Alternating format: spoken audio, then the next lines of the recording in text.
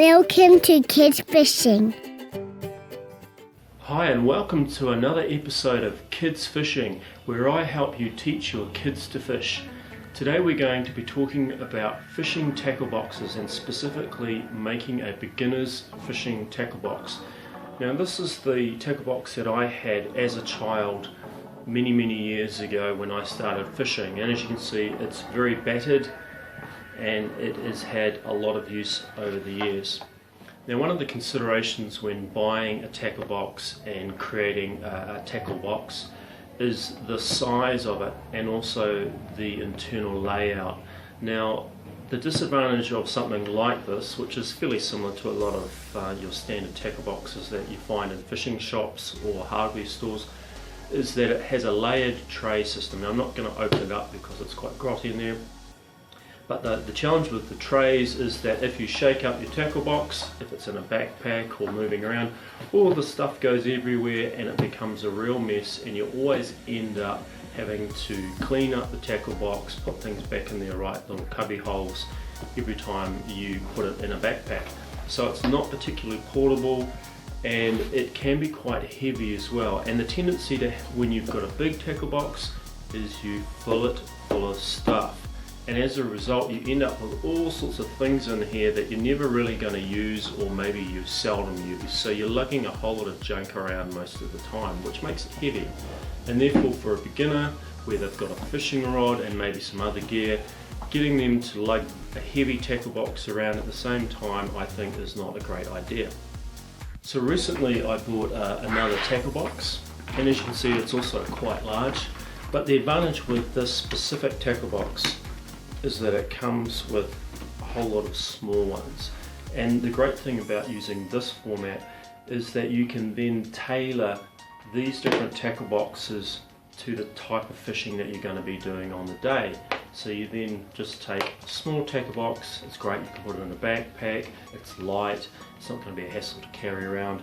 You can leave all the stuff at home that you're not likely to use, and therefore it is, I guess, a space saver, which is the great thing about the style. So what we're going to look at next is what's in the tackle box. So what are we going to put in the beginner's saltwater fishing tackle box? So let's take a look at the specific tackle box arrangement that I'm going to use for the saltwater beginners tackle box. So I've chosen this particular variety for a couple of reasons. One is that it's got a range of little compartments, which is ideal for hooks, especially for small hooks.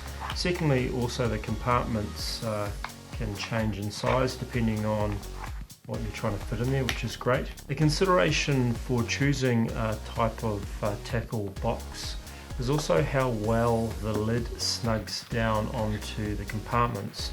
And even with this particular box, although it looks quite a tight fit, there's still a gap in between the lid and the top of each of the compartments, and I found that little hooks manage to get out and over into the other compartments. So invariably when these things are travelling in backpacks, they tend to get shaken up and you get all your little hooks and bits and pieces all over the place, which makes a real mess. So what I would suggest is that you buy some foam or something that you can then cut to shape, and then sit that over the top of your compartments so that it snugs nice and tightly and forms a barrier to stop all your little hooks and things from shifting around while you're moving. Or alternatively, find a tackle box that has a very snug fit between the top of the compartment and the lid. So now let's take a look at what's specifically in the beginner's saltwater fishing tackle box. And as you can see, we've got a range of sinkers and different styles. We've got some swivels, and we've got small right up to some larger hooks. So here we have the contents of the beginner's fishing tackle box. So I'm going to run through quickly the contents so you know what's in there and why I've chosen it. So we've got size 18 mustard hooks, 14 mustard hooks and 12, and really that just gives you an optional size, so small herrings and small fish up to larger fish, gives you a selection. Then we've got 2 bar O, 3 bar O, 5 bar O and 7 bar O, and these are circle hooks in terms of the style there.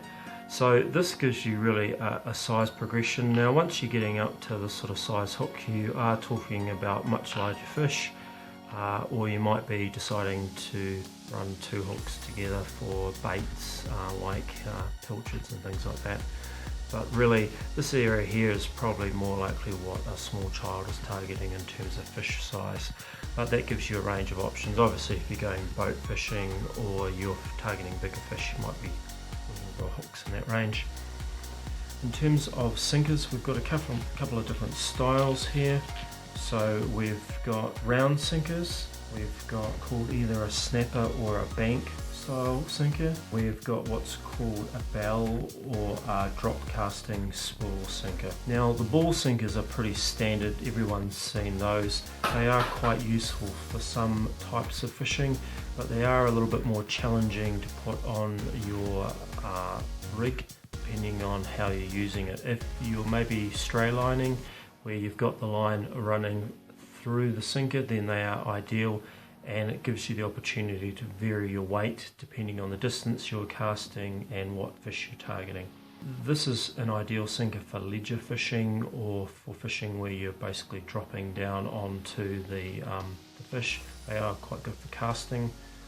This style of sinker, the advantage of using something like this is that the attachment point is probably easier for tying a knot onto. They are quite good, but you do pay a little bit more money for this type of sinker. We have 2 ounce, 3 ounce, 1 ounce, 2 ounce. I think this is a 3 ounce, this is a 2 ounce.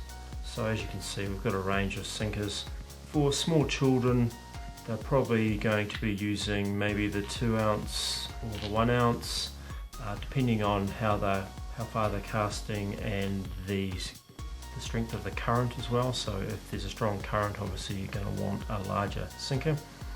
But invariably I tend to actually use the 2 most often as the sinker size, just because it's a good weight for casting. It's not too heavy. Maybe if it's windy I'll go up to a 3. So I tend to use a lot of 2s and 3s myself. Also some Sabiki lures, which are ideal for beginners fishing and are always handy to have because they do catch fish, especially for wharf fishing. We've got some swivels there. These swivels in the middle here are 8 kg barrel swivels. These are 20 kg swivels, and they also have the snap on there as well, and this is a smaller one. Depending on the size of fish you're targeting, the rig that you're running, you will vary the size of your swivel.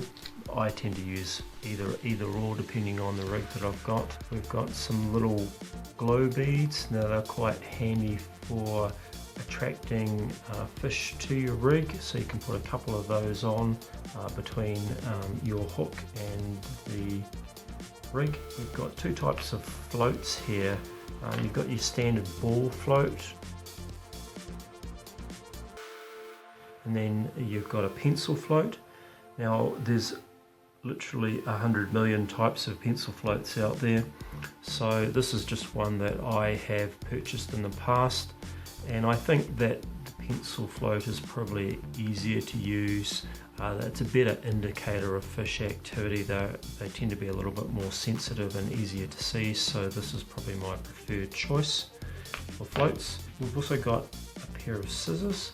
Now the advantage of using scissors over a knife for cutting nylon is that obviously a beginner or a child can use scissors without injuring themselves.